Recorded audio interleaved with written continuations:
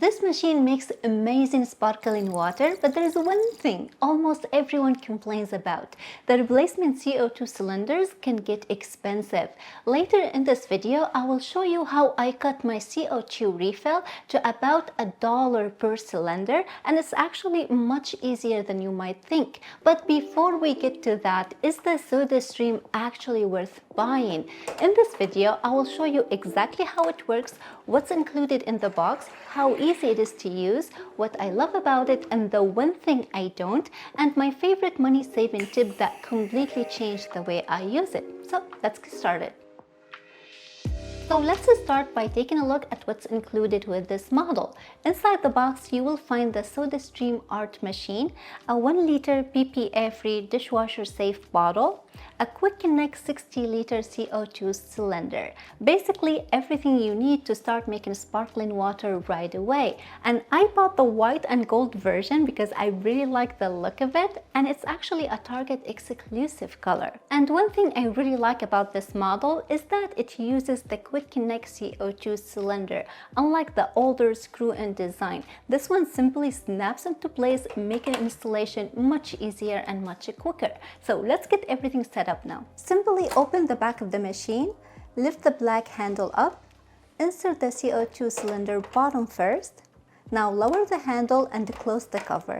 And that's it. You are ready now to start making sparkling water. Next, fill the bottle with cold water up to the fill line. And I definitely recommend using cold water because it carbonates better and it gives you the best results. Now insert the bottle into the machine and push it until it clicks into place. There's no twisting or screwing it in, which is nice. And now to carbonate the water, simply push the carbonation lever all the way down, hold it for about a second and then release.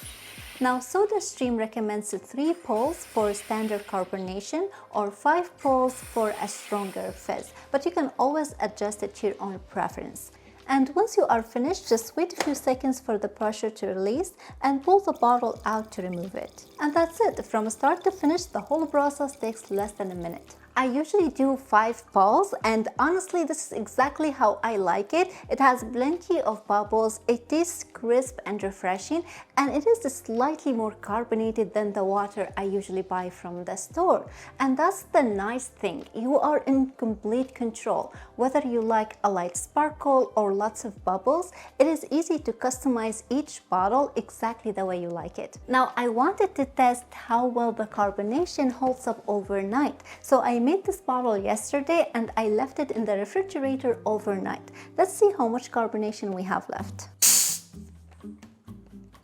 That's a good sign. You can definitely hear there's still plenty of carbonation left, and as you can see, it is still nice and bubbly, and I'm sure it tastes great too. Now this is good to know because if you don't finish an entire bottle in one sitting, you can just put it in the fridge and enjoy it later without it tasting flat. Now, of course, plain sparkling water is great on its own, but one of my favorite things about this machine is being able to customize your sparkling water with different flavors. So I picked up this variety pack of Bubly Drops from Amazon. They are a great way to add flavor to your sparkling water without adding any calories or sugar. And getting a variety pack like this is such a fun way to discover which flavors you enjoy the most. But one important tip to know is to always carbonate your water first and then add the flavor afterward. If you add the flavor before you carbonate the water, you will end up with quite a mess. Alright, I'm going to go with grapefruit since it's one of my favorites, and I usually add about a half a teaspoon, but you can always adjust it to your own taste. And you can also mix 2 flavors together and create your own combinations. I do that sometimes. Now to mix it, you just close the bottle and tilt it gently back and forth like this. There's no need to shake it. In fact, please don't shake it. This is very good. The flavor is light and refreshing and it's not overpowering at all. Now, I love making flavored sparkling water at home, but every once in a while it is nice to change things up. So let me show you how easy it is to make soda at home. So SodaStream offers Pepsi official flavors like Pepsi and Starry. They have more online to choose from if you want to check that out. But the process is just the same. You're going to start by carbonating your water first. And now slowly pour the syrup up to the second fill line, which equals to about 3 tablespoons. And now just mix everything up. Tastes very close to the original.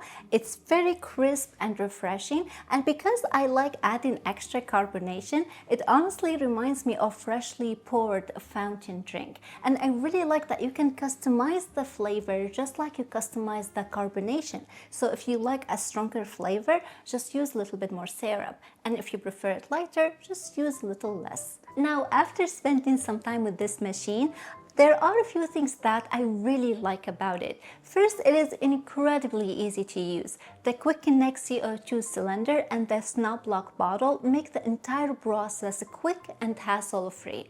And I also really enjoyed the look of it. It has a clean, modern design with a nice retro touch.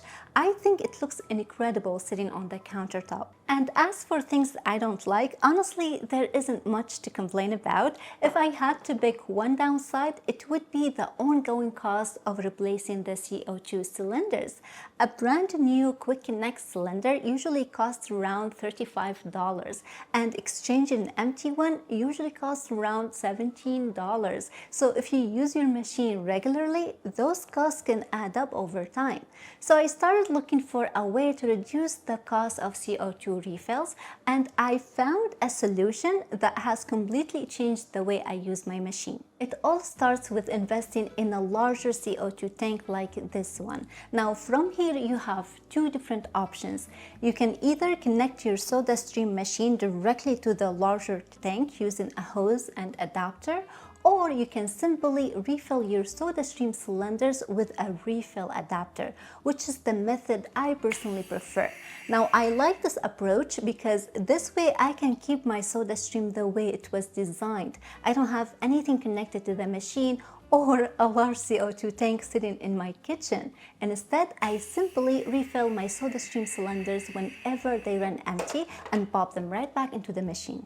Now, before deciding to do this, I sat down and I did the math. My initial investment was about $250 for a 20-pound siphon CO2 tank and the refill adapter. Now, after that, I simply just refill this large tank locally whenever it runs low. And in my area, that usually costs around $25. And every 20-pound tank can usually refill about 25 of those SodaStream cylinders. So that works out to about $1 per refill instead of spending $17 every time I exchange a cylinder. So if you drink sparkling water regularly like we do, those savings can really add up over time. Now, if you decide to go this route, there are a couple of very important things to know. If you are planning to refill your SodaStream cylinders like I do, you will want to get a siphon CO2 tank. A siphon tank has an internal tube that draws liquid from the bottom of the tank, which is exactly what you need to refill these smaller cylinders. But if you prefer to connect your machine directly to the large tank, then you will want a standard non-siphon CO2 tank. But whichever method you choose, make sure you are using food-grade CO2. And one last thing I would like to mention, this is simply the method that works best for me. By no means this is not an official SodaStream method, and if you decide to try it, please make sure you understand the process and you read the instructions that come with your refill adapter. Now let me show you exactly how I refill my cylinders. So the first step is to place the empty cylinder in the freezer for about an hour, because a cold cylinder accepts CO2 more easily and helps you get a better fill. I also recommend wearing a glove when handling it since it will be very cold. Now here's something that's very helpful to know. Every SodaStream cylinder has its empty or tear weight stamped right onto the neck. It also tells you that a full cylinder can hold 410 grams of CO2. So before refilling it, I like to weigh my cylinder on a digital scale So this particular empty cylinder weighs around 750 grams. So my target weight after refilling it should be around 1160 grams. Now don't worry if it's off by a few grams. It doesn't have to be exact. As long as it's somewhere around the target weight, I'm happy with it. Now to refill the cylinder, I simply connect the refill adapter to the CO2 tank and be sure to tighten it down with a wrench. Mine stays attached all the time, so whenever I need to refill a cylinder, it is already set up and ready to go. Next, put your cylinder into this round hole all the way in. Once everything is connected, I slowly open the valve and allow the cylinder to fill. You will hear the CO2 flowing. About 30 seconds later, I close the tank valve, release the remaining pressure, disconnect the cylinder and wait to make sure I've reached my target weight. If not, you can add a little more CO2 at a time until you are satisfied with the weight. Alright, let's wrap things up. Is the SodaStream Art actually worth buying? Absolutely. It makes excellent sparkling water. It's incredibly easy to use, and I love being able to customize both the carbonation and the flavor exactly the way I like them. The only real downside for me was the ongoing cost of the CO2 cylinders, but as you've seen, I found a great way to significantly reduce the cost if you are willing to make that initial investment. So overall, I really think it's a great investment for anyone who enjoys sparkling water on a regular basis. I will leave links to everything I showed or talked about in this video in the description box below. But that's all I got for you guys today. I really hope that you all enjoyed this video and found it helpful. If you did, please thumbs it up, consider subscribing. Thank you so much for watching, and I'll see you in the next one. Bye!